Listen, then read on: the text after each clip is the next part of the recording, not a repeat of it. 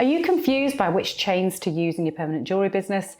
Well, getting this wrong could result in turning your clients' wrists green, delicately, leading them to kick down your door demanding the money back. So in this video, I'm going to break down the difference between all the different types of metals, what you should use and what you should avoid like the plague if you want to keep your reputation and your door intact. But is this really that important? Well, actually, yes it is. It's not just about happy clients. We've trained hundreds of students online and in person in permanent jewellery, so we know it's quite possible that using certain chains in the wrong way could lead to you getting a £10,000 fine. So to understand why that is and how to keep that 10 grand in your pocket, let's discover what all the different chains are made of. So everyone has heard of solid gold and sterling silver when it comes to jewellery, right? And you know that they're high quality metals. But what does this actually mean? Are they pure gold and pure silver? Actually, no, we don't ever make jewellery out of those. Pure gold and pure silver are the elements. That means they can't be broken down any further. That's the metals in their purest form. But if we were to make jewellery out of them, then they just fall to bits. That's because pure gold and pure silver are really soft metals. So if we want gold and silver jewellery, we have to make it stronger. And we do this by a process called alloying. So how do we do that? To make alloys, this means we add stronger metals such as zinc and nickel to the gold or silver, and we heat it up in what's called a foundry until it all melts together. This metal mix or alloy is then poured out and cooled, and it can be worked into jewellery chain to use as permanent jewellery. So do all alloys have the same amount of gold or silver in? And if not, how do we know? Well, you probably already do know some of this. So when we talk about how much pure gold there is in our gold alloy mix, we use a scale called carats. And the more gold in the mix, the higher the carat of gold. So 24 carat is pure gold with no other metals. And as we head down through 22, 18, 14 carat, etc., then the lower the ratio of gold to the other metals in the mix. The higher the carat, then the more yellow the gold will usually appear and the softer it'll be too.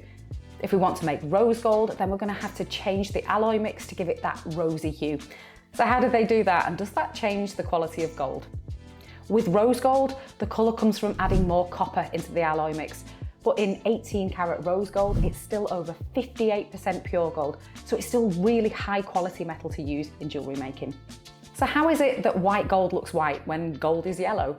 Is it really gold at all? Again, that's down to the mix of alloy. There's just a higher amount of silver or nickel in the alloy mix to make the gold appear lighter. But 18 carat white gold is still 75% pure gold. White gold is often plated in rhodium to protect it and make it more shiny. To tell you the exact percentages of gold, silver and other metals in every chain, I've made you a downloadable guide you can keep handy so you always know the purity of metal you're using. There's a link in the description. When it comes to silver, it's the same idea as gold. The pure silver is heated up and mixed with other molten metals to produce silver alloys. You may have heard the term sterling silver or 925 sterling silver, and that means there's 92.5% pure silver in the alloy mix. This is a really high quality silver alloy mix, but beware that silver can still tarnish, especially when it comes into contact with sulfur. And we're going to be doing a deep dive into tarnishing soon, so make sure you subscribe so you don't miss it. Prolonged wear and contact with certain products can make it much more likely to turn your jewellery black, so make sure you're using a high quality silver. But how can we tell the quality and purity of the gold or silver? Couldn't someone just sell you something and say it's 925 sterling silver and it actually be something totally worthless? Well, there's been laws to govern these sales and they go back to the 1260s in Europe, and they could still affect you and your business today. If you're selling a customer a finished item of jewellery in the UK and it's solid gold, solid silver or platinum, then you risk a £10,000 fine if you don't stick to these rules. And they may also apply to you if you're in other countries too. You will have to have the chain you're using to make the jewellery independently tested and verified from a registered tester called an assay office. When they test it and find that the purity of the metal matches what you claim it is, then they'll stamp it with what's called a hallmark, usually on the clasp of the jewellery. This acts as a guarantee of purity for consumers, and if you're selling unhallmarked precious metal jewellery in the UK, you can be fined up to £10,000. But there is a way to make sure that this never happens to you. You see, these hallmarking laws throw up major issues for us in permanent jewellery because we don't use clasps to fasten the jewellery into place. We use tiny metal jump rings, so where would we hallmark it? But there are exceptions to these rules, and that is down to the weight of the jewellery you sell. Here in the UK, if you sell a piece of jewellery in solid gold, if it weighs less than 1 gram, it's exempt from hallmarking. Now, if you look at the length of this chain, that would easily make a bracelet, and it weighs around 0.3 of a gram. It's well outside the hallmarking weight, and this is perfectly legal to sell. And because we bought it from a very reputable gold supplier who also sell the same chain in clasped hallmark lengths, we can be confident of its purity as well. When it comes to sterling silver, the weight permitted to sell unhallmarked is nearly 8 grams.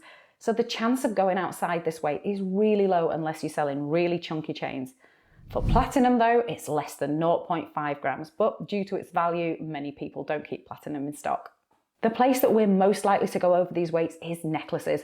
So my advice would be to stick to dainty chains and keep a set of jeweler's scales with you when you're working so you know that you're working under these limits.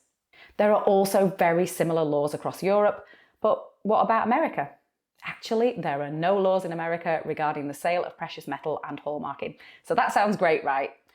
No, that just means you have no comeback if someone sells you counterfeit gold, and many people we know have bought what was supposed to be high quality jewellery from the States that turned out to be cheap knockoff jewellery. But there are still assay offices in America if you want to send your chains to them so you can have peace of mind with what you're selling. And lucky for you, in that same download, I've listed all the UK and American assay offices. I know, I'm good to you, aren't I? Probably worth a like at the very least. That download took me ages because I don't want you to get a 10 grand fine. So is there any way you can just completely avoid all this hallmarking malarkey? Yes, very easily in fact, by using chains that don't require any hallmarking. And these will be chains that have another metal at the core and have a layer of the precious metal on the outside. But what does this mean for your clients and the quality of jewellery you sell them? Are they high quality enough? Well, there are 3 main types of this kind of plated jewellery, and some are definitely not going to give you happy clients. Firstly, let's look at gold-plated jewellery. This has a base metal at the core and a solid gold outer layer, and this is usually achieved by putting the chain in water and a piece of gold separately and then passing an electrical current through the chain. This then sucks some of the gold particles away and they attach to the base metal. This metal looks great, but if you use it for jewellery, then you risk really unhappy clients with green wrists. The actual gold on gold-plated chain is only a few microns thick. That means it's going to wear off, and quickly. We tested a gold-plated chain for an anklet and the gold outer layer wore off after only 2 weeks, leaving us with ugly green marks on our ankles. Ew. Gold vermeil is similar. It has a very thin coating of gold over silver, and it's predominantly used in costume jewellery, and it's very likely to wear off if you use it on something that's worn every day. So is there something that clients are going to love that doesn't wear off or tarnish, doesn't cost a fortune like solid gold, but also doesn't need hallmarking so you don't risk a fine? Yes, and this is our most popular kind of chain because it ticks all these boxes. It's more affordable for clients than solid gold, but still produces high quality jewellery, and that's because it still has a base metal at its core, so it's legally considered plated, and so it's not subject to any hallmarking laws, but the layer of solid gold is rolled onto the base metal with a thick coating that comprises of about 5% of the finished weight. This thick coating on gold-filled chain, or rolled gold as it's sometimes called, means that the gold won't wear off easily and the jewellery won't tarnish.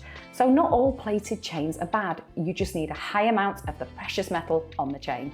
So if you use solid gold, sterling silver and gold-filled, you'll be able to make beautiful, high-quality jewellery. So it's really important that you weld it in a way that doesn't discolour it. When you've spent all that time and money sourcing and testing the best chains, then you need the best welds. And your chains having black marks on them that won't come off because you didn't know that you needed to include this one step in your welding process will mean that all your hard work will have been in vain.